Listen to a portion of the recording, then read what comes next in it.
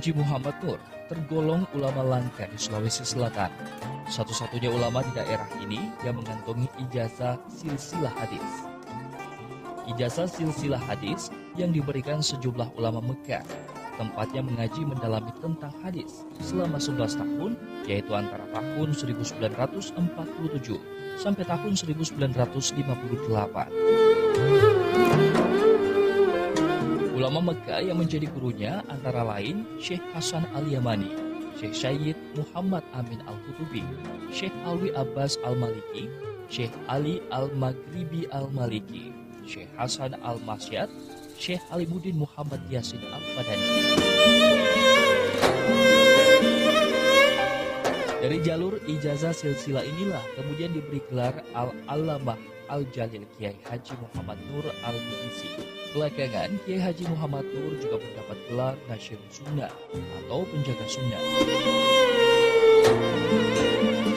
Ada nama gelarnya Guru Taqi Jamaah Nur, mungkin salah satu santrinya saya yang paling tahu persis, yaitu Kiai Haji Muhammad Nur Nasyirus Sunnah. Nasyirus Sunnah, gelar ini jadi yang biasa menulis tidak tahu sejarahnya apa itu Nasyirus Sunnah. Nasyirus Sunnah artinya membantu sunnah. Ada namanya santrinya Profesor Dr. Said Agil Al-Mahdali. Waktu diuji di Mesir untuk capai doktornya, ada hadis ditanya sama promotornya, pengujinya, tetapi tidak referensinya di mana marajinya, sumbernya. Jadi Profesor Dr. Said Munawir pulang ke Indonesia, datanglah ke rumahnya Guru Taqi Muhammad Nur, tanyakan di mana sumbernya itu hadis. Cuma satu sayangnya, saya tidak tahu apa bunyinya itu hadis. Setelah itu langsunglah mengatakan Guru Taqi, ambilkan kita itu. Setelah diambil baru dibuka bahwa ini. Setelah itu kembalilah Dr. Said Agil Sakil Al-Mahdali ke Mesir, diuji. Setelah diuji, di mana dapat hadis ini? Katanya ada guruku di Sulsel di Indonesia. Inilah yang memperlihatkan sumbernya, marajiknya. Akhirnya setelah diuji, kasihlah gelar Nasyirus Sunnah. Jadi almarhum Kiai Haji Muhammad Nur Nasyirus Sunnah, membantu sunnah.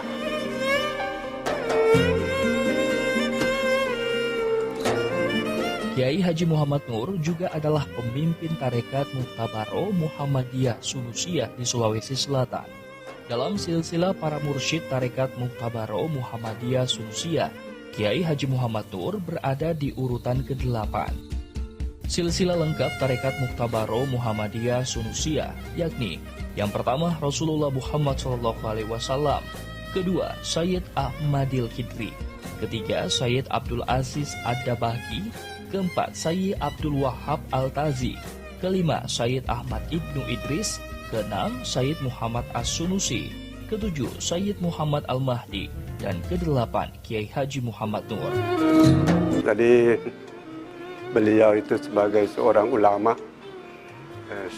syariat juga sekaligus mengembangkan tarekat Al-Mu'tabarah yang beliau kembangkan, beliau ajarkan ialah Tarikatul Muhammadiyah As-Sanusiyah yang beliau terima dari gurunya selama beliau menuntut ilmu di Makkah Al-Mukarramah.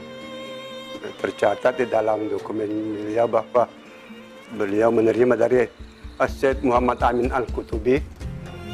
Kemudian dari gurunya lagi Syekh Ahmad Syarif As-Sanusi.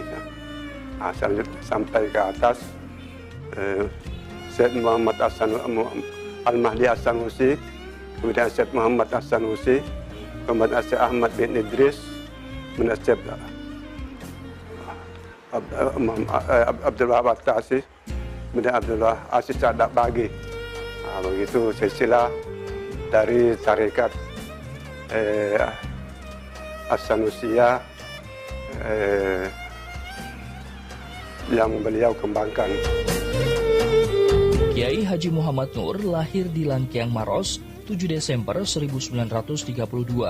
Sejak kecil dikenal pecinta ilmu. Hal itu ditandai semangatnya melakukan rihlah ilmiah. Dia memilih bermukim di Mekah untuk memperdalam ilmu agamanya. Jenjang pendidikannya memang lebih banyak dihabiskan di Mekah. Meski sebelum ke Mekah, Muhammad Nur sempat masuk sekolah rakyat di Maros. Bermukim di Mekah tahun 1947 hingga tahun 1958. Kiai Haji Muhammad Nur menempuh pendidikan di beberapa madrasah, antara lain Madrasah Fakiriyah Usmaniyah, Madrasah Ulumul Quran, Madrasah Ad-Diniyah Darul Ulum, dan aktif mengikuti pengajian tafsir dan hadis Masjidil Haram Mekah. Tahun 1958 memperoleh gelar Al-Syekh Fadil dan mendapat sertifikat untuk mengajar di alma maternya, Madrasah Darul Ulum Ad-Diniyah Mekah.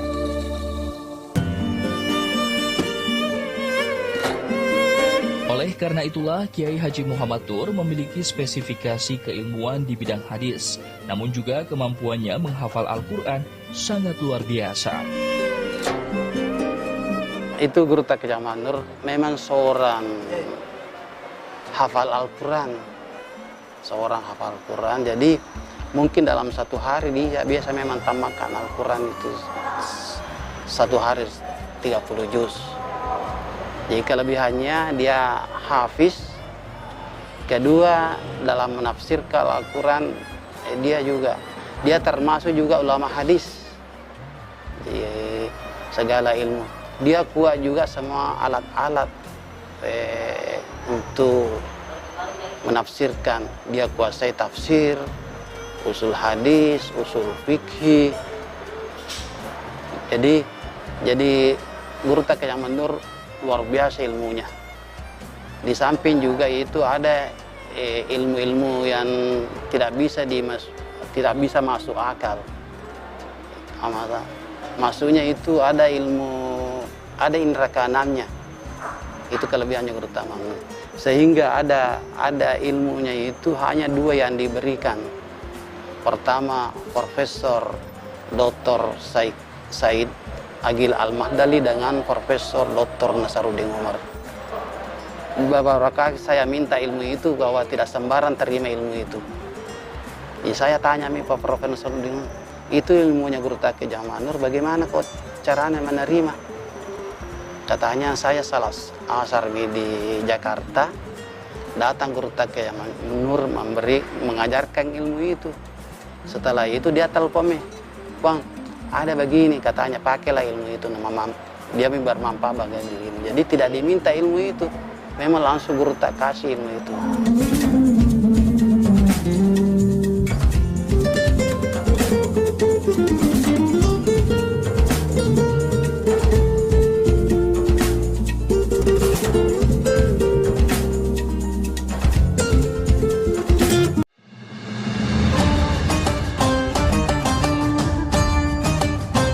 Menyapa Ramadan menjadi satu hal keberkahan yang dirindukan oleh setiap umat muslim.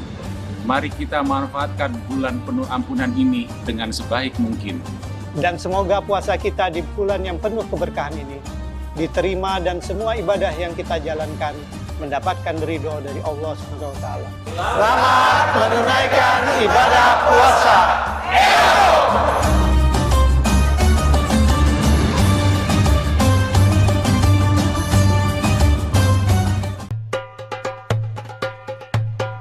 Man, barang siapa shoma Ramadhana, berpuasa pada bulan suci Ramadan. Jadikan ibadah puasamu itu adalah penggugur segala dosa-dosamu.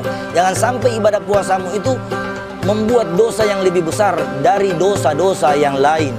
Jadikan bulan Ramadan sebagai momen memperbaiki diri dan lebih bertakwa kepada Allah Subhanahu wa Ta'ala dengan mendengarkan dakwah yang bermanfaat selama bulan suci Ramadan. Saksikan Kultum Ramadan setiap hari hanya di Celebes TV. Lokal lebih keren.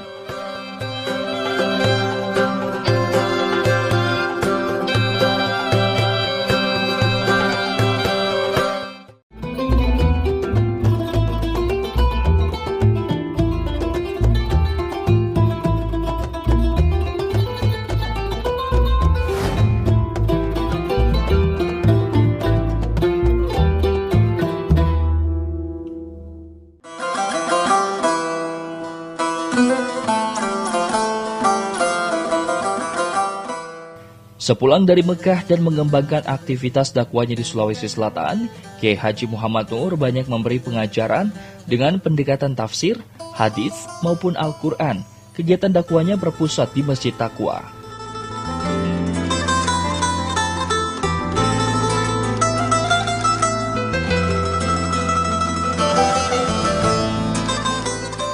Kasus beliau itu di dalam bidang tafsir dan hadis. Jadi beliau banyak sekali mengajarkan agama ini dari sisi pendekatan tafsir dan hadis, ya, sehingga dalam pengajian-pengajian yang dilakukan oleh beliau banyak mengajarkan agama melalui pendekatan ilmu hadis dan ilmu tafsir. Seperti yang kita kenal, beliau melaksanakan pengajian itu baik di Masjid Taqwa maupun di rumah beliau di Jalan Kuningareng maupun di Dada, menggunakan kitab antara lain kitab Sahih Muslim, ya, Sahih Muslim. Begitu juga kalau kitab-kitab tasawuf, beliau juga mengajarkan Ihya Ulumuddin karangan Imamul Ghazali, yang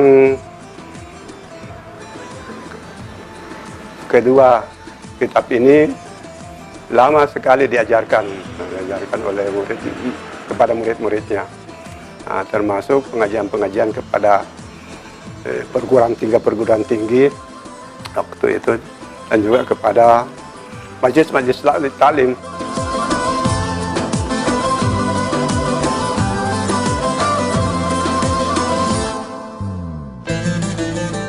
Kiai Haji Muhammad Nur aktif memberi pengajian di masjid-masjid di Makassar. Kiai Muhammad Nur juga mendirikan perguruan Islam Mahat Dirasatil Islamiyah wal Arabiyah atau MDIA Ujung Pandang. Kemudian pada tahun 1988 membuka pesantren Mahan An-Nur fi Ulumil Quran di Macopa, Kabupaten Maros.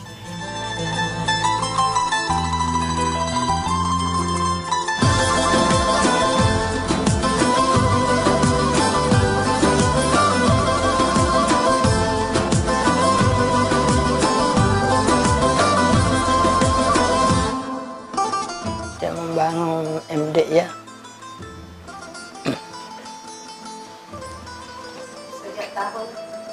sejak tahun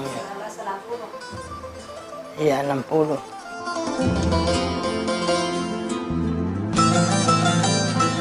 Dalam pengajaran-pengajarannya, Kiai Muhammad Nur dikenal sebagai guru yang peramah, tidak pernah marah. Setiap sebelum memulai pelajaran, dia selalu mendoakan murid-muridnya agar pelajaran yang diberikan mudah diterima.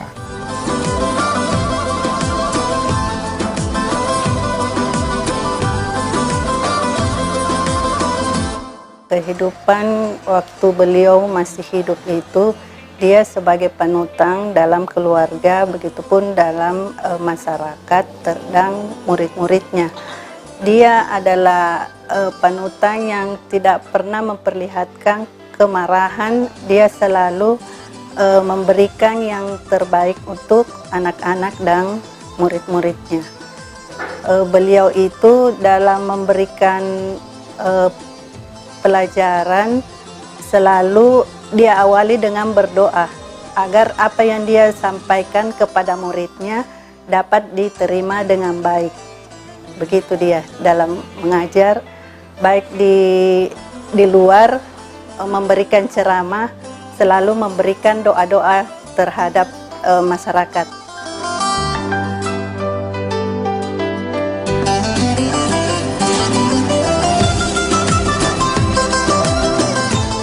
Ya, kalau pesannya beliau itu hanya dia memberikan kepada anaknya untuk selalu patuh kepada orang tua. Terus dia kalau ada orang yang mencemoohi kita, jangan dibalas, karena sama halnya kita juga seperti beliau. Kalau orang yang mencemoohi kita, kita tetap diam dan mendoakan mereka supaya dia menjadi orang yang baik.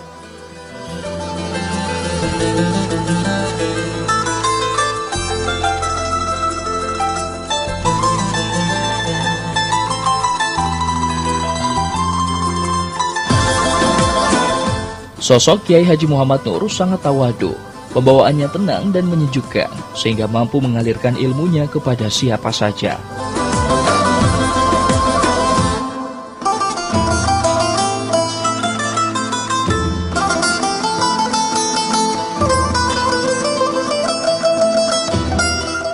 Karakter beliau itu ya, termasuk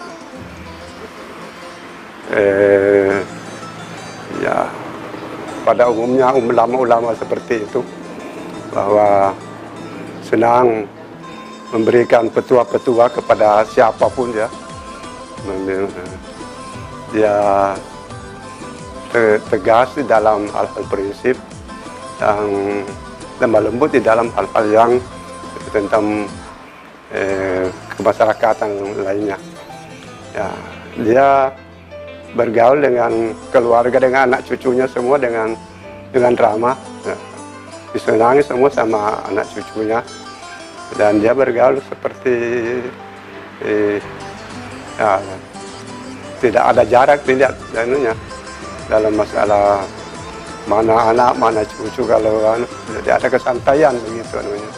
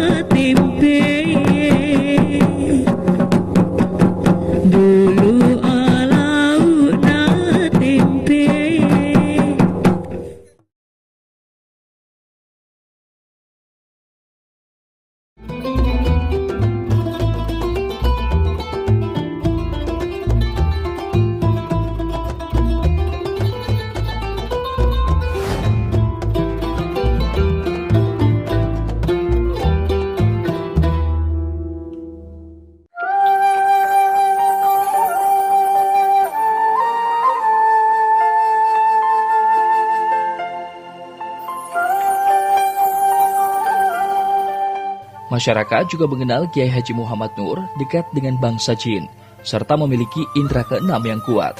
Jika ada yang menghadap dengannya, tak perlu mengutarakan maksudnya secara lisan, tapi Kiai Haji Muhammad Nur sudah langsung memberikan menjawab apa-apa yang menjadi niat dalam hati.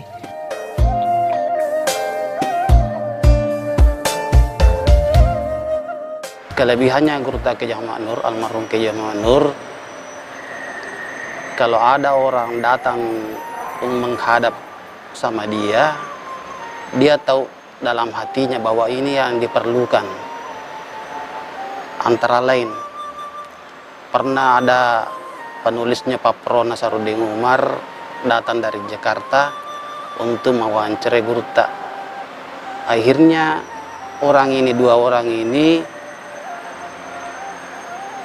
bawa pulpen dengan tape recorder, tidak bertanya, langsung Gurta bicara hampir 2 jam. Semua yang ditanyakan itu terekam, itu apa yang jadi tidak bertanya langsung bilang ini setelah kita pulang dari sana mewawancara di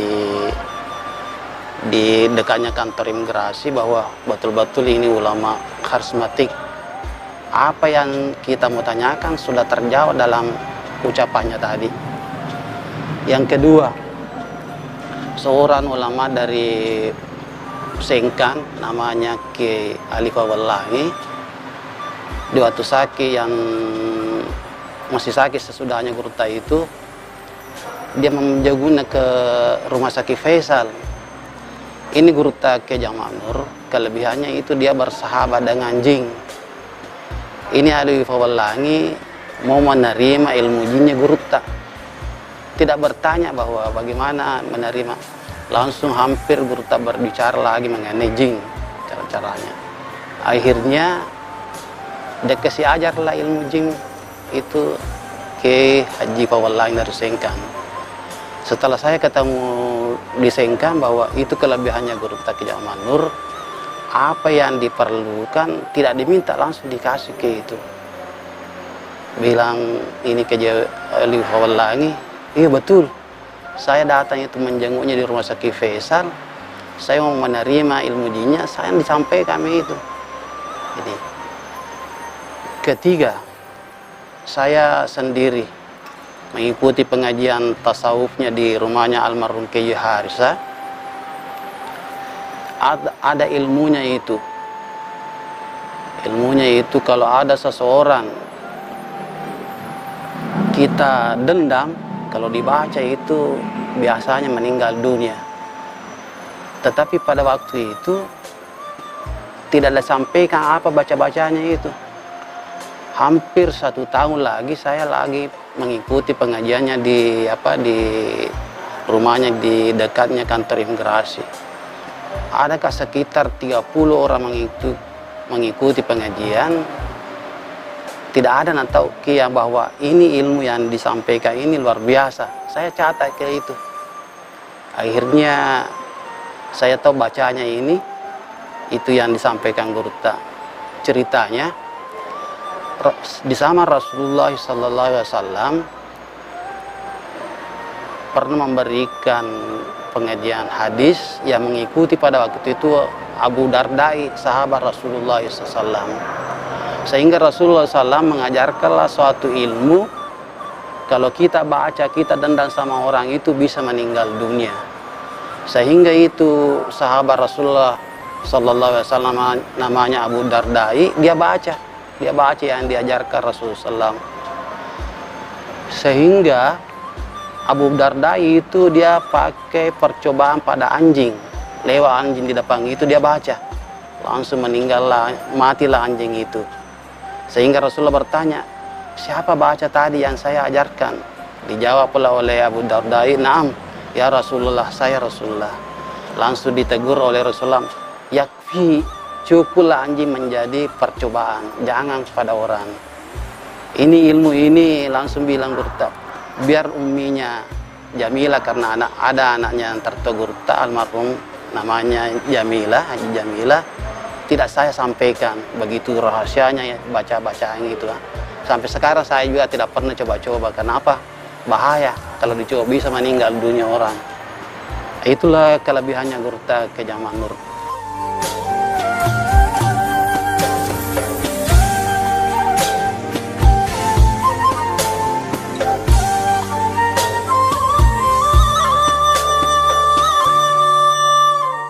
Kiai Haji Muhammad Nur juga termasuk aktif berorganisasi. Tercatat pernah menjadi Ketua Dewan Syuro Nahdlatul Ulama Sulsel, Dewan Syuro Partai Kebangkitan Bangsa, dan anggota Komisi Fatwa serta Penasehat Majelis Ulama Indonesia atau MUI Sulsel. Bahkan Andre Guruta Kiai Haji Muhammad Nur juga pernah menjadi anggota DPRD Makassar, mewakili Partai Persatuan Pembangunan periode 1982 hingga 1987. Kiai Haji Muhammad Nur wafat pada tanggal 29 Juni 2011 di Makassar. Dia ulama langka yang memiliki kedalaman ilmu agama, sangat tawadu serta istiqomah.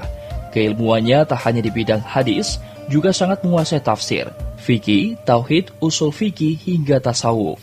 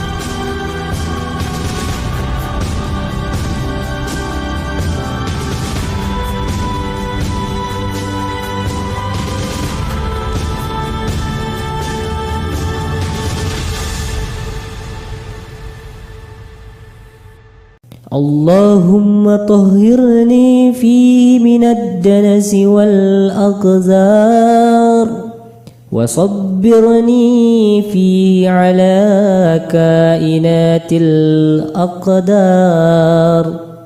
ووفقني فيه للتقى وصحبة الأبرار بعونك يا قرة عين المساكين. Ya Allah, sucikanlah aku di bulan ini dari segala jenis kotoran. Jadikanlah aku di bulan ini sabar menerima setiap ketentuan-Mu, dan anugerahkanlah taufik kepadaku di bulan ini untuk meraih takwa dan bersahabat dengan orang-orang yang bijak. Dengan pertolongan-Mu, wahai ketentraman hati orang-orang miskin.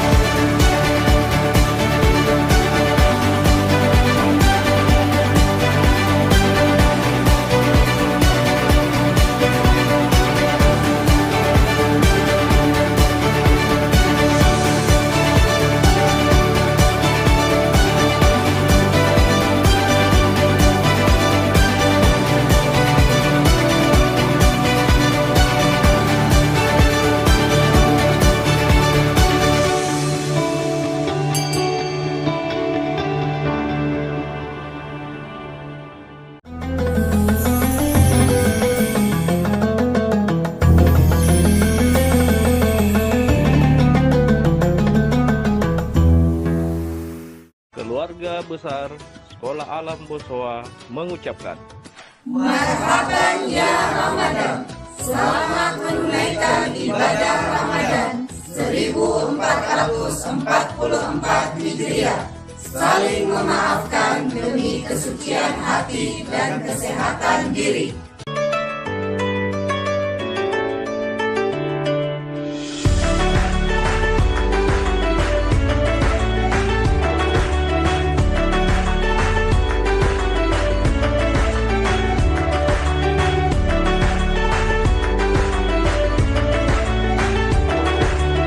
Marhaban ya Ramadan. Bulan suci penuh berkah telah tiba.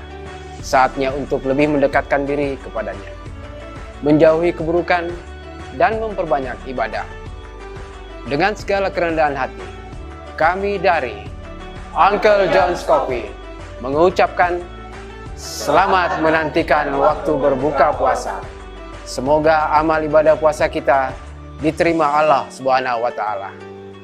Amin.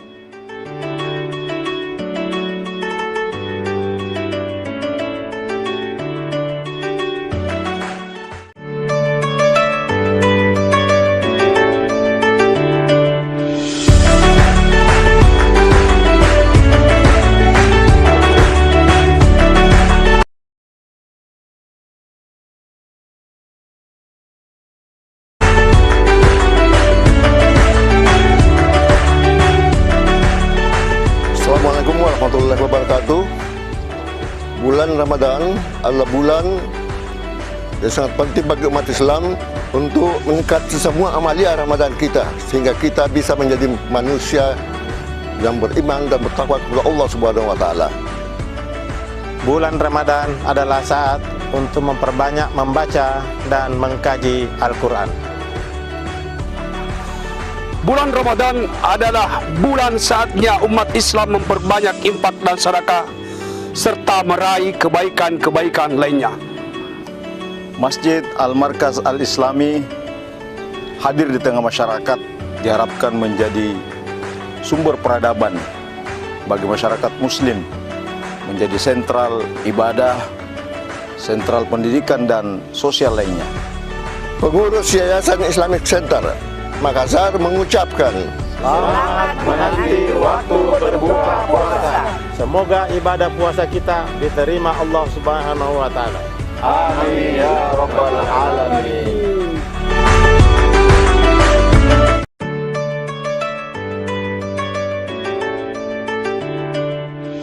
Marhaban ya Ramadan. Mari sambut bulan penuh berkah ini dengan hati yang suci, niat yang mulia, dan amal-amal ibadah yang terus dijaga.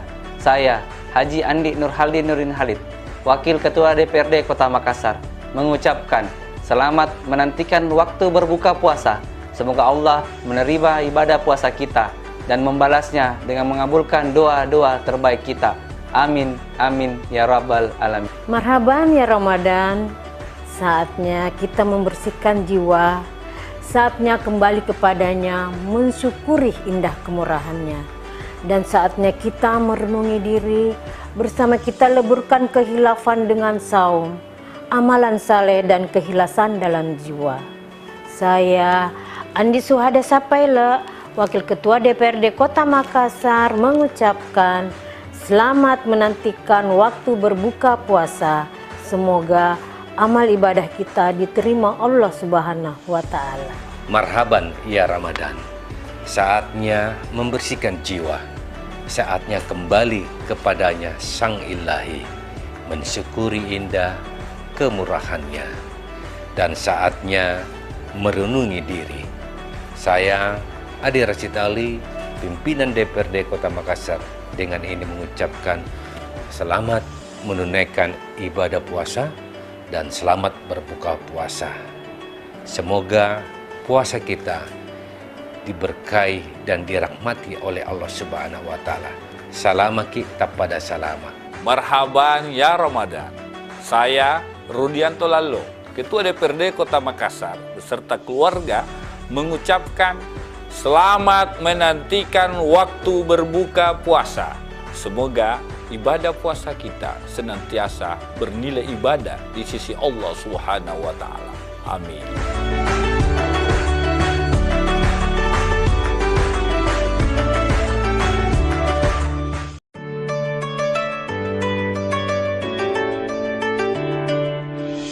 Bismillahirrahmanirrahim. Man shoma ramadhana imanan wa ihtisaban ghufira lahu ma taqaddama min dzambi. Sebagai karunia besar dari Allah, Ramadan merupakan momentum perubahan untuk kehidupan pribadi, keluarga, dan masyarakat yang lebih baik. Mari jadikan Ramadan sebagai sarana memperbanyak amal ibadah dan menjauhi dosa, termasuk menghindarkan diri dari berkata-kata yang tidak baik, menyebarkan informasi yang tidak jelas kebenarannya, dan menyakiti hati sesama. Bersama Ramadan, kita wujudkan kehidupan yang harmonis, damai, dan tentram. Marhaban ya Ramadan, syahrun mubarak, syahrun karim. Alhamdulillah, ketemu lagi bulan puasa.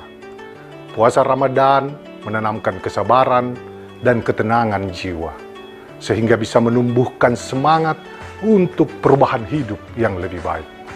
Selamat menantikan waktu berbuka puasa.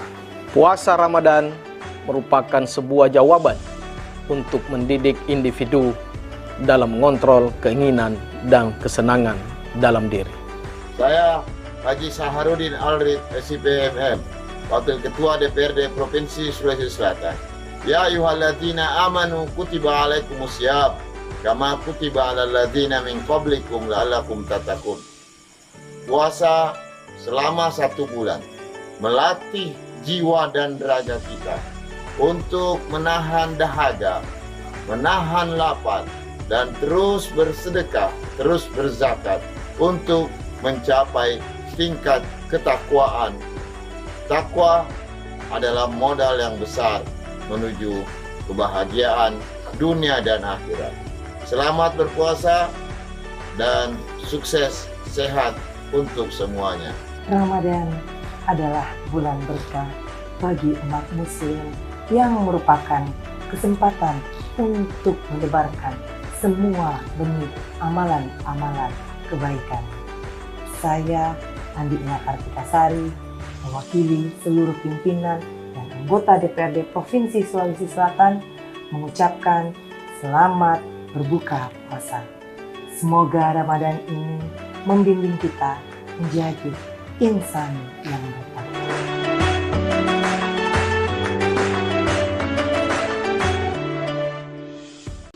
Marhaban ya Ramadan, waktunya kita nabung pahala. Senantiasa menyebar kebaikan dalam keadaan apapun.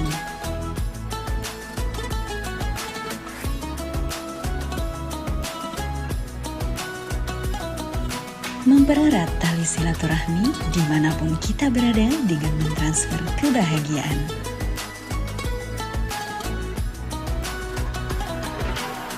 Menumbuhkan sifat dermawan dan menjaga amalan dengan men-top-up kebaikan. Dan selalu menjaga dan membuka hati untuk saling memaafkan. Marhaban ya Ramadan, bulan suci penuh berkah. Mari melakukan kebaikan, mempererat silaturahmi, serta menjaga amalan kita. Selamat berbuka puasa. TNI.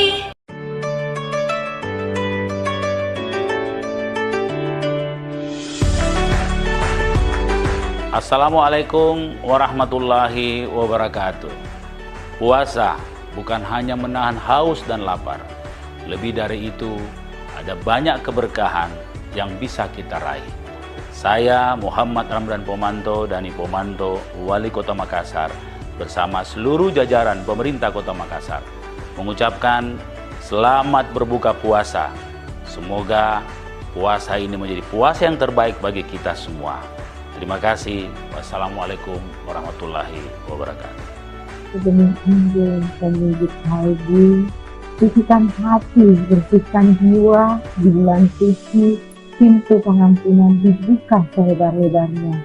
Saya, Fatmawati Rusdi, Wakil Wali Kota Makassar, mengucapkan selamat menunaikan ibadah puasa 1444 Hijriah Mohon maaf lahir dan batin.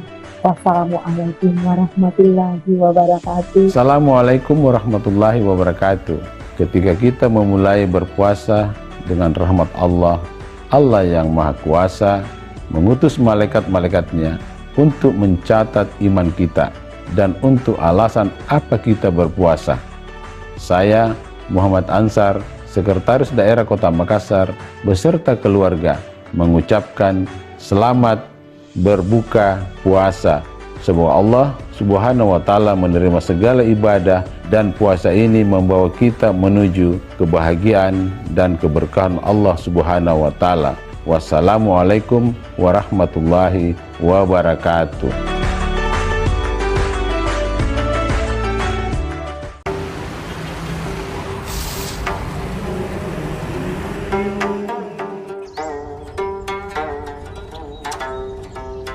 Bismillah, assalamualaikum warahmatullahi wabarakatuh. Marhaban ya Ramadan. Alhamdulillah, kita kembali dipertemukan bulan suci Ramadan yang senantiasa kita rindukan, bulan yang penuh keberkahan, penuh ampunan dari Allah Subhanahu wa Ta'ala. Saya Andi Sudirman Sulaiman, Gubernur Sulawesi Selatan, bersama keluarga dan juga mewakili pemerintah Provinsi Selatan, mengajak kepada seluruh masyarakat Muslim di Sulawesi Selatan, mari kita sambut bulan suci Ramadan 1444 Hijriah dengan hati yang ikhlas dan yang suci, untuk kemudian bagaimana meningkatkan nilai-nilai ibadah kita dan kemudian untuk mendapatkan ampunan dan pada akhirnya mencapai derajat takwa. Salama kita pada salama. Assalamualaikum warahmatullahi wabarakatuh.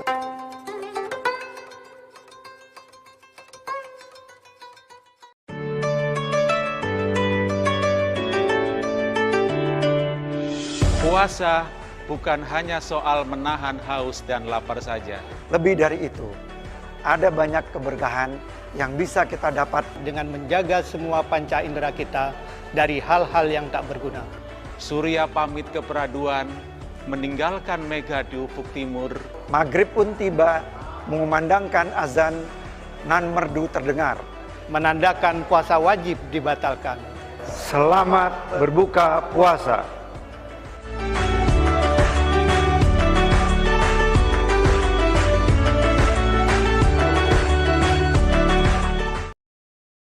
La ilaha illallah, la ilaha illallah, la ilaha illallah, Muhammadur Rasulullah. نشهد أن لا إله إلا الله ونستغفر الله نسألك رضاك والجنة ونعوذ بك من سخطك والنار. نشهد أن لا إله إلا الله ونستغفر الله نسألك رضاك والجنة ونعوذ بك من سخطك والنار. نشهد أن لا إله إلا الله ونستغفر الله نسألك رضاك والجنة ونعوذ بك من سخطك والنار. اللهم إنك عفو تحب العفو فاعف عنا.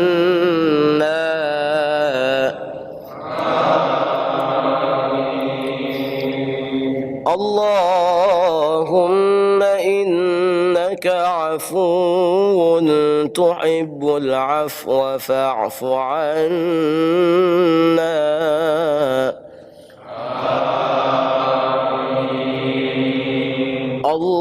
اللهم إنك عفو كريم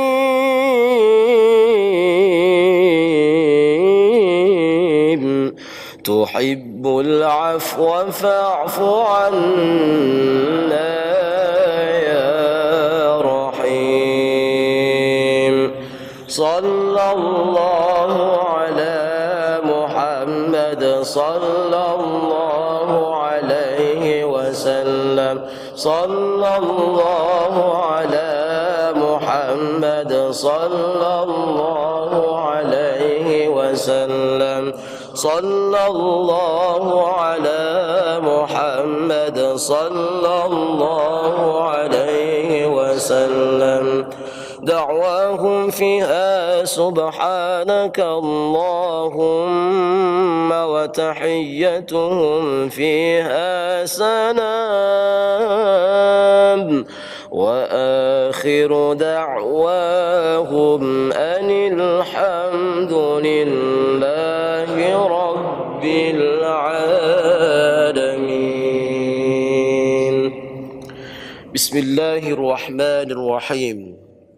اللهم لك صمنا وبك آمنا وعلى رزقك أفطرنا.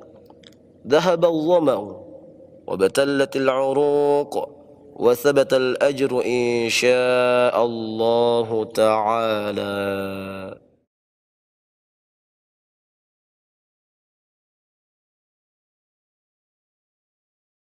الله أكبر الله أكبر الله أكبر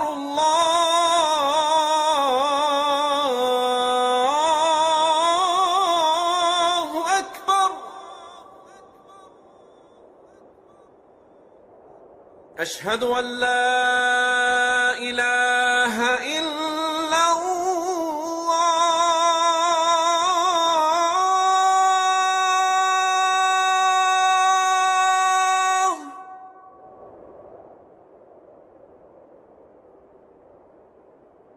أشهد أن لا إله إلا الله.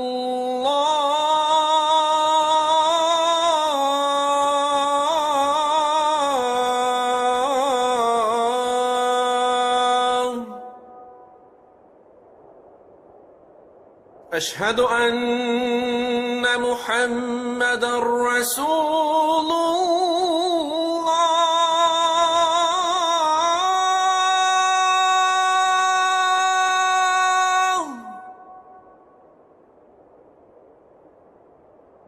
أشهد أن محمدا رسول الله.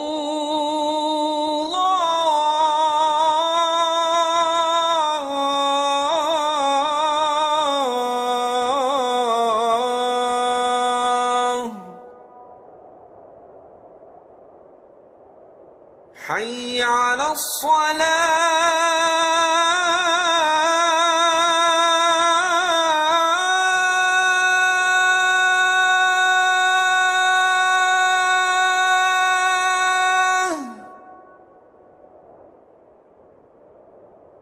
حي على الصلاة.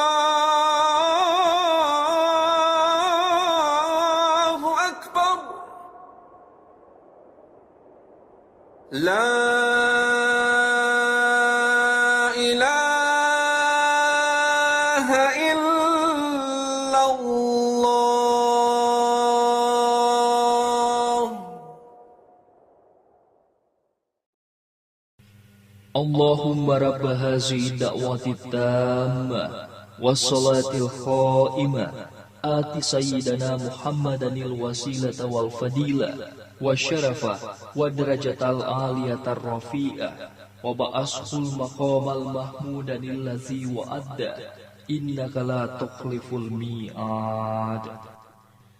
Ya Allah, Tuhan pemilik seruan yang sempurna ini dan salat yang akan didirikan, karuniakanlah kepada junjungan kami Nabi Muhammad sallallahu alaihi wasallam wasilah, keutamaan, kemuliaan, dan derajat yang tinggi.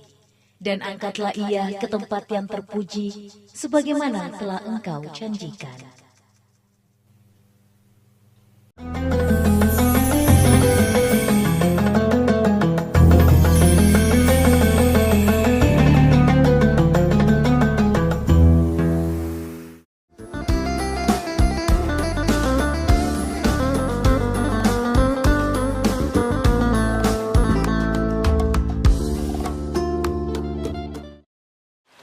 Bismillahirrahmanirrahim. Assalamualaikum warahmatullahi wabarakatuh. Hamdan wa syukranillah, salatan wa salaman ala rasulillah, amma ba'd. Syalabas people yang dimuliakan dan dirahmati Allah subhanahu wa ta'ala. Segala sesuatu yang terjadi di dunia itu sudah ditentukan oleh Allah. Bahkan dalam Al-Quran, semua pertanyaan menunggu jawaban dari Allah, kecuali doa.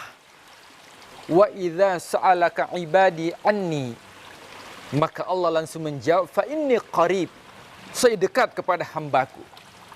Akan tetapi dalam kehidupan dunia, kita sering menemukan betapa banyak orang yang putus asa, betapa banyak orang yang senantiasa meminta kepada Allah, akhirnya jenuh, kemudian putus asa. Kenapa? Karena tidak kunjung datang pertolongan dari Allah. Maka sering mengatakan, mata nasrullah, kapan datang pertolongan dari Allah? Maka Allah langsung menjawab, ala, ketahuilah, inna nasrallahi qarib, pertolongan Allah sangat dekat dengan manusia. In ahsantum ahsantum li anfusikum, siapa yang melakukan amal kebaikan, maka akan amal kebaikan itu menjadi investasi, saldo bagi orang yang melakukan amal kebaikan tersebut. Bukankah pada zaman Rasulullah sallallahu alaihi wasallam beliau menceritakan kepada para sahabatnya tentang 3 pemuda yang terjebak ke dalam goa. Ketika terjebak ke dalam goa tidak mampu untuk keluar, bahkan secercah cahaya pun tidak ada yang masuk, maka salah seorang di antara mereka mengatakan, coba berpikir, amal kebaikan apa yang pernah dilakukan? Maka orang tersebut mengatakan, suatu ketika saya pernah mempekerjakan seseorang, dan belum saya membayar gajinya, orang tersebut sudah meninggalkan tempat kerjanya. Akhirnya gajinya saya investasikan, beternak kambing sampai ribuan. Kemudian orang tersebut kembali untuk meminta, dan saya berikan secara keseluruhan. Dalam kehidupan, amal kebaikan yang kita lakukan mampu untuk kita cairkan, seperti kartu ATM yang kita miliki. Ketika amal kebaikan itu merupakan saldo, ketika kita ingin cairkan, maka kartu ATM itu kita masukkan ke dalam mesin kartu ATM. Akan tetapi terkadang tidak mampu dicairkan. Kenapa? Boleh jadi ada tisu penghalang sehingga kebaikan itu tidak mampu kita cairkan. Maka apakah tisu penghalang itu sehingga kebaikan yang kita lakukan tidak mampu kita cairkan? Yang pertama, ada hubungannya kepada Allah. Boleh jadi ada dosa-dosa yang kita lakukan sehingga kita minta kepada Allah, ya Rabb, kenapa pertolongan itu belum kunjung engkau hadirkan? Boleh jadi ada dosa sebagai tisu penghalang sehingga kita memerlukan perbanyak istighfar kepada Allah. Atau boleh jadi tisu penghalang itu berkaitan dengan manusia. Orang yang memutuskan hubungan silaturahim. Orang yang enggan untuk membayar utang yang dia miliki. Maka boleh jadi itu merupakan tisu penghalang sehingga pertolongan Allah tidak kunjung untuk dicairkan. Kalau saya bertanya kepada selebas people, 5, 10, 15, maka jawabannya adalah 20, 25. Kalau saya mengatakan 10, 20, 30, maka jawabannya adalah 40, 50. Kenapa? Kita mengatakan bahwa itu merupakan kelipatan 5 dan itu merupakan kelipatan 10. Berarti dalam kehidupan, bagaimana cara kita mendapatkan pertolongan Allah, maka mesti kita mengetahui polanya. Bukankah Allah mengatakan, wa may yattaqillaha yaj'al lahu makhrajan. Siapa yang bertakwa kepadaku, kata Allah, yaj'al lahu makhrajan, maka akan diberikan jalan keluar. Berarti jalan keluar itu sudah ada. Tinggal kita sebagai manusia, bagaimana kita mengetahui pola pertolongan dari Allah Subhanahu wa ta'ala. Maka ada 5 pola pertolongan ketika kita melalui, maka insya Allah kebaikan-kebaikan yang kita lakukan mampu kita cairkan. Seperti halnya ketika seseorang ingin mencairkan saldo yang dia tabung atau yang dia miliki. Yang pertama, yaitu niat. Barangkali selama ini kita minta kepada Allah. Kita minta kepada Allah jabatan. Kita minta kepada Allah rezeki. Kita minta kepada Allah seorang anak keturunan. Akan tetapi niat kita sangat sempit. Kenapa? Karena kita hanya mendoakan diri sendiri. Maka pola yang pertama, bagaimana niat itu diluaskan. Jangan kita berniat untuk kesuksesan diri sendiri. Itu sangat sempit. Akan tetapi minta doalah kepada Allah juga kesuksesan orang lain. Rasulullah SAW mengatakan, siapa yang berdoa kebaikan untuk orang lain, maka sebelum orang tersebut dikabulkan, maka malaikat sudah menyampaikan kepada Allah dan Allah mengabulkan terlebih dahulu sebelum orang lain dikabulkan. Kita terkadang takut ketika orang lain berhasil. Maka itu yang membuat pola pertolongan Allah tidak kunjung datang. Kenapa? Karena niat itu sangat sempit. Maka yang pertama, niat itu mesti diluaskan. Yang kedua, yaitu ikhtiar iman yang maksimal. Barangkali selama ini kita mengandalkan usaha yang kita miliki. Kalau kita seperti itu, maka kita seperti kaum-kaum terdahulu. Bukankah Fir'aun, dia sombong dengan kekuasaan yang dia miliki.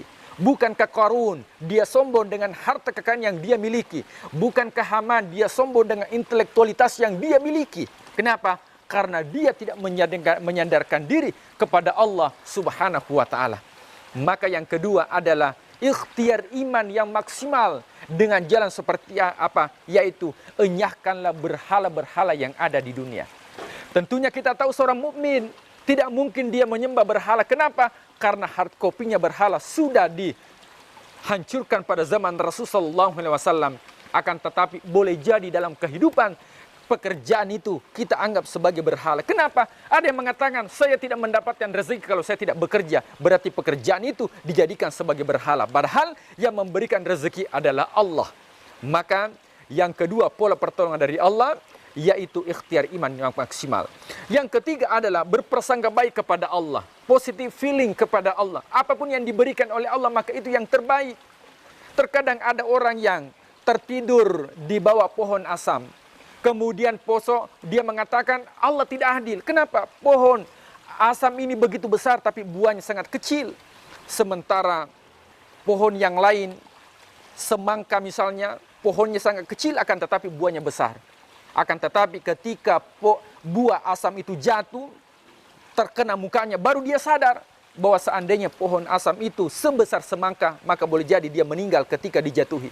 Maka berprasangka baik, husnudzan kepada Allah Subhanahu wa taala. Yang ketiga adalah bersyukur.